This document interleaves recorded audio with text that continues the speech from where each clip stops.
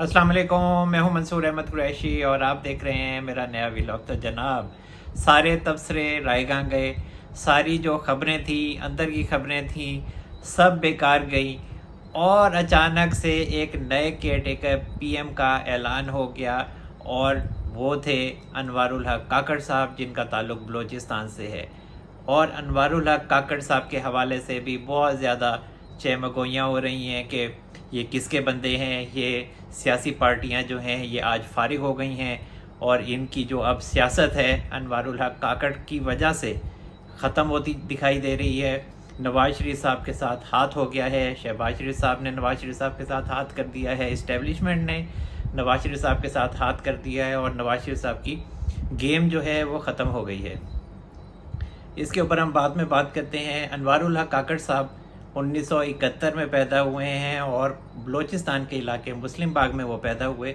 और उन्होंने दरस व तदरीस का जो सिलसिला था वो अपने इलाके के स्कूल से ही शुरू किया था। एक नेक इंसान है, लायक इंसान है। उन्होंने फिर यूके में आला तालीम हासिल की, वहाँ से उन्होंने मास्टर्स किया, फिर वो वापस आए और फिर उसके बाद उन्होंने अमली सियासत में हिस्सा लिया। अब बहुत से लोग ये कहते हैं कि उन्होंने पहला जो इलेक्शन था वो मुस्लिम लीग नून की टिकट से लड़ा था, और लेकिन असल में जो अनवारुल हक काकड़ साहब हैं उन्होंने जो इलेक्शन था वो 2008 में मुस्लिम लीग काफ की जो टिकट थी उस पर उन्होंने लड़ा था और वो हार गए थे। उसके बाद अनवारुल हक काकड़ साहब का मुस्लिम लीग नून से खासा गहरा ताल्लुक़ रहा है। ये तो अब बाप में आए हैं ना, वो बलूचिस्तान अवामी पार्टी में आए हैं, लेकिन इससे पहले जो अनवारुल हक काकड़ साहब हैं वो नून लीग का हिस्सा रहे हैं, तर्जमान रहे हैं बलूचिस्तान में जो उनकी हुकूमत थी। 2013 में जब मियां नवाज शरीफ साहब प्राइम मिनिस्टर बने थे और बलूचिस्तान में उनकी सीटें थीं, लेकिन उन्होंने नेशनल पार्टी के साथ इल्हाक किया था और नेशनल पार्टी के जो सदर हैं मौजूदा डॉक्टर अब्दुल मालिक साहब, उनके साथ नवाज शरीफ साहब के खासे गहरे ताल्लुकात थे और नवाज शरीफ साहब डॉक्टर अब्दुल मालिक साहब को और जो बजिंजो साहब थे जो जिनका इंतकाल हो गया, तो उनके साथ उनके खासे गहरे ताल्लुकात थे और इसी वजह से फिर जो डॉक्टर अब्दुल मालिक साहब हैं उनको नवाज शरीफ साहब ने बलूचिस्तान का सीएम बना दिया था और फार्मूला तय हुआ था कि 2.5 साल जो है वो नेशनल पार्टी के जो डॉक्टर अब्दुल मालिक हैं वो सीएमशिप करेंगे और फिर 2.5 साल जो हैं वो नून लीग हुकूमत करेगी बलूचिस्तान में। और नवाब सनाउल्लाह ज़ाहरी साहब थे, उनको कहा गया था कि वो सीएम बनेंगे और नवाब सनाउल्लाह ज़ाहरी साहब ने बाद में 2.5 साल हुकूमत की। वो एक उनकी बदकिस्मती रही कि जिस तरह से उनकी हुकूमत ख़त्म हुई। और जो अनवारुल हक काकड़ साहब थे वो उस दौरान में 5 साल की जो हुकूमत थी नेशनल पार्टी की और मुस्लिम लीग नून की, उसमें वो तर्जमान रहे बलूचिस्तान हुकूमत के। और फिर उसके बाद 2018 में अब चूँकि नून लीग की और नेशनल पार्टी की हुकूमत ख़त्म हो चुकी थी और नवाब सनाउल्लाह ज़ाहरी साहब की जो हुकूमत थी वो फिर आपको पता है कि जिस तरह से गिरी और जरदारी साहब ने उसमें कलीदी किरदार अदा किया और वो भी किसी से ढका छुपा नहीं है। वो अब अलग बात है कि अब जरदारी साहब और ये तमाम जो पार्टीज़ हैं ये इकट्ठी हो गई हैं। तो उसके बाद 2018 में ये जो अनवारुल हक काकड़ साहब थे इन्होंने आज़ाद हैसियत से इलेक्शन लड़ा था सेनेट का और ये कामयाब हुए थे और सेनेटर बने और अभी तक ये सेनेटर ही हैं और ये कायमा कमेटी जो समंदर पार पाकिस्तानी हैं ग़ालिबन उनके वो चेयरमैन भी हैं। तो अब इनको जो है वो केयर टेकर पीएम बनाया गया है। अब बहुत सी खबरें हैं कि ये 3 महीने के लिए बने हैं, 4 महीने के लिए बने हैं। तो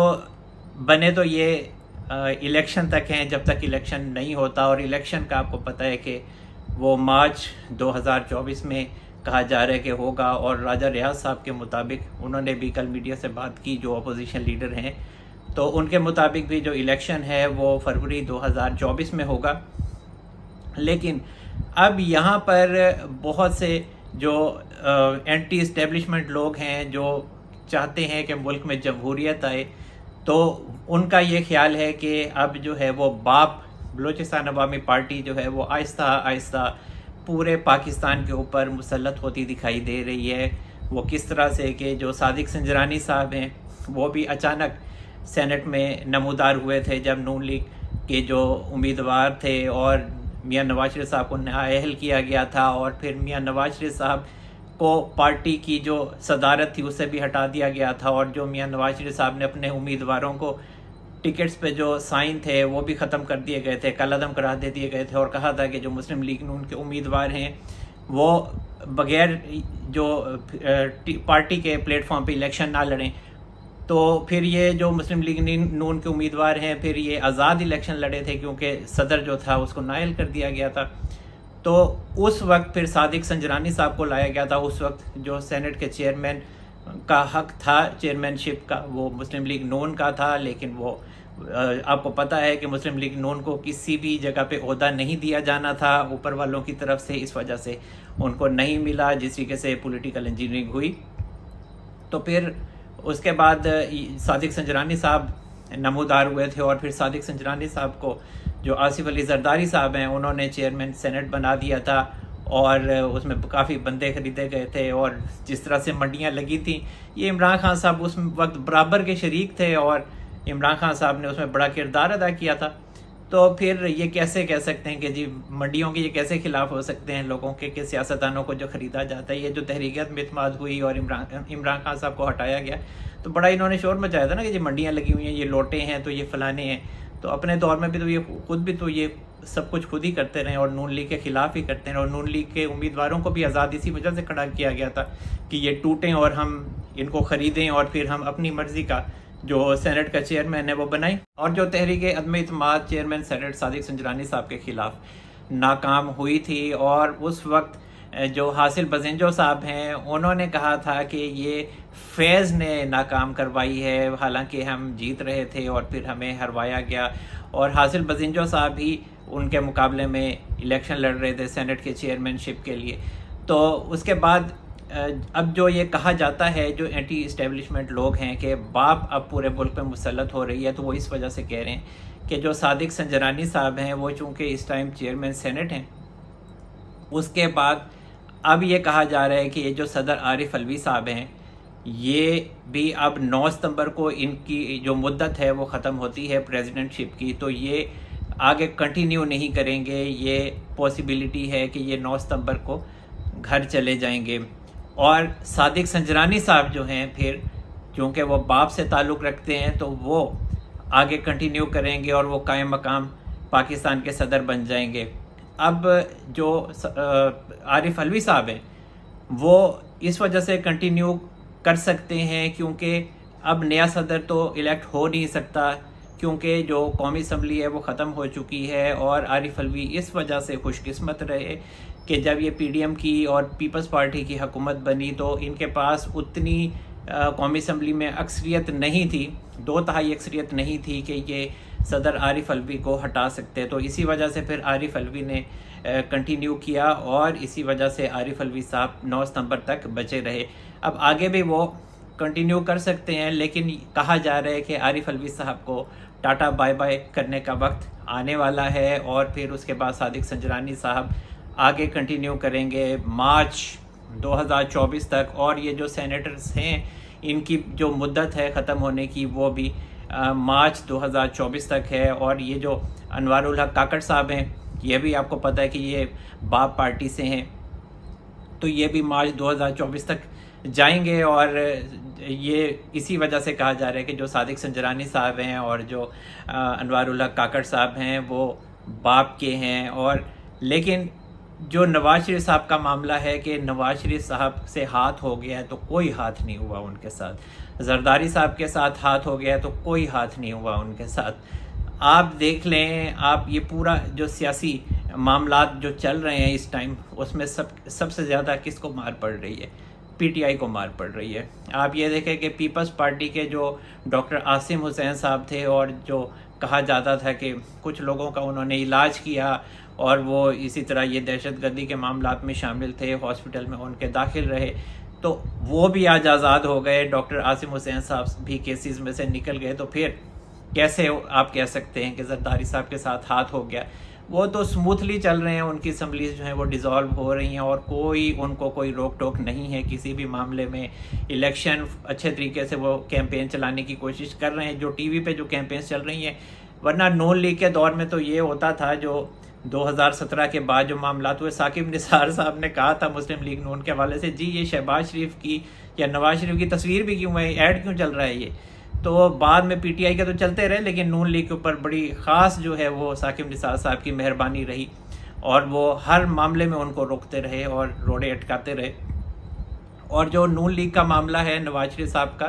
تو یہ جو کاکڑ صاحب ہیں، انوار الحق کاکڑ صاحب، یہ اسٹیبلشمنٹ مسلم لیگ نون کے جو قائد ہیں نواز شریف صاحب اور آصف علی زرداری صاحب، شہباز شریف صاحب اور مولانا فضل الرحمان صاحب، یہ سب کی مرضی سے باہمی مشاورت سے بنے ہیں۔ ایسا نہیں ہے کہ جی یہ نام اسٹیبلشمنٹ کی طرف سے ہی خالصتاً آیا ہے اور باقی سیاستدان منہ تکتے رہ گئے ہیں، تو ایسی بالکل قطعی طور پر بات نہیں ہے۔ اور آئندہ آنے والے دنوں میں دیکھیں گے کہ جو سارے معاملات ہیں وہ پری پلانڈ ہیں، اور یہاں تک کہ جو وفاقی سیکٹریز ہیں جن کے اپوائنٹمنٹس ہیں، جن کی ٹرانسفرز ہیں، وہ پلان کے مطابق ہوں گی، اور جو پی ٹی آئی والے ہیں وہ ہاتھ ملتے رہ جائیں گے، اور آگے جو وقت ہوگا وہ نواز شریف صاحب کا ہی ہوگا، اور یہ سارے معاملات اسی طریقے سے چلیں گے جس طریقے سے سوچا گیا ہے۔ اور جو نواز شریف صاحب ہیں وہ ستمبر 2023 میں، مطلب یہ جو نیکسٹ منتھ ہے، اس میں آ جائیں گے پاکستان واپس۔ اور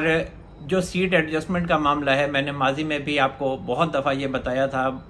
وہ ایک الگ بات ہے کہ جو نون لیگ کے سیاستدان تھے، خواجہ آصف صاحب وغیرہ تھے، جو رانا ثناء اللہ صاحب بھی بعض دفعہ کہتے رہے کہ سیٹ ایڈجسٹمنٹ نہیں ہوگی، ہر کوئی اپنے پارٹی کے فورم پہ ہی الیکشن لڑے گا۔ تو اب شہباز شریف صاحب نے بھی یہ کہہ دیا، میں نے آپ کو یہی بتایا تھا کہ سیٹ ایڈجسٹمنٹس کریں گے، اور یہ معاملات ان کے طے ہو چکے ہیں، چاہے وہ پیپلز پارٹی ہے، اور پیپلز پارٹی پنجاب میں کچھ اہم سیٹیں ہیں جہاں پر سیٹ ایڈجسٹمنٹ نون لیگ سے چاہتی ہے، اس میں قمرالزمان قاہرہ ہیں۔ قمرالزمان قاہرہ آج کل نون لیگ کے بڑے جو اہم رہنما ہیں ان کی آنکھوں کا تارہ ہیں، شہباز شریف صاحب کی آنکھوں کا تارہ ہیں۔ اور اس کے علاوہ جو ندیم افضل چند صاحب ہیں، اور راجہ پرویز اشرف صاحب ہیں جو اسپیکر قومی اسمبلی رہے ہیں موجودہ، یہ جو اب اسمبلی ختم ہوئی ہے، تو یہاں پر کہا جاتا ہے کہ سیٹ ایڈجسٹمنٹ ہوگی، نون لیگ اپنے امیدوار کھڑے نہیں کرے گی۔ اس کے علاوہ جو گجرات ہے وہاں سے بھی کچھ خبریں ہیں اس طرح کی کہ جو چودھری شجاعت صاحب ہیں ان کے حوالے سے کہ وہاں بھی کہیں سیٹ ایڈجسٹمنٹ ہو سکتی ہے، ملتان میں سیٹ ایڈجسٹمنٹ ہو سکتی ہے جو گیلانی صاحب ہیں، اور اسی طرح مسلم لیگ نون کو سندھ میں کچھ نہ کچھ حصہ دے گی پیپلز پارٹی۔ اور بلوچستان میں کے حوالے سے جو باپ پارٹی ہے، میں نے آپ کو یاد ہو، آپ اینٹی اسٹیبلشمنٹ لوگوں کو چھوڑیں، میں نے آپ کو کچھ عرصہ پہلے، بلکہ 8 یا 10 ویلاگز پہلے آپ سنیں تو میں نے آپ کو بتایا تھا کہ جو باپ پارٹی ہے اس کی آصف علی زرداری صاحب سے جو معاملات ہیں وہ طے ہوئے تھے، ان کی کمٹمنٹ ہو گئی تھی آصف علی زرداری صاحب سے، اور آصف علی زرداری صاحب جب لاہور میں آئے تھے انہوں نے ڈیرے ڈالے تھے، اور پی ٹی آئی جب ٹوٹ رہی تھی تو اس وقت استحکام پاکستان پارٹی جب وجود میں آئی تو اس وقت آصف علی زرداری صاحب نے جو باپ پارٹی ہے اس کے ساتھ یہ معاہدہ کرنے کی کوشش کی تھی اور گزارش کی تھی، خواہش کا اظہار کیا تھا کہ باپ پارٹی ہمارے ساتھ آ جائے۔ اس وقت تو یہ عبدالقدوس بزنجو صاحب وغیرہ نے حامی بھری تھی کہ ہم پیپلز پارٹی کے ساتھ چلے جائیں گے، اور ان کی دوستیاں بھی ہیں آصف علی زرداری صاحب سے، لیکن پھر اچانک یہ جو کمٹمنٹ ہے یہ ختم ہو گئی تھی، اور میں نے آپ کو بتایا تھا کہ جو باپ پارٹی ہے وہ پیچھے پیچھے ہولے ہولے سرکتی دکھائی دیتی ہے، اور اب وہ پیپلز پارٹی سے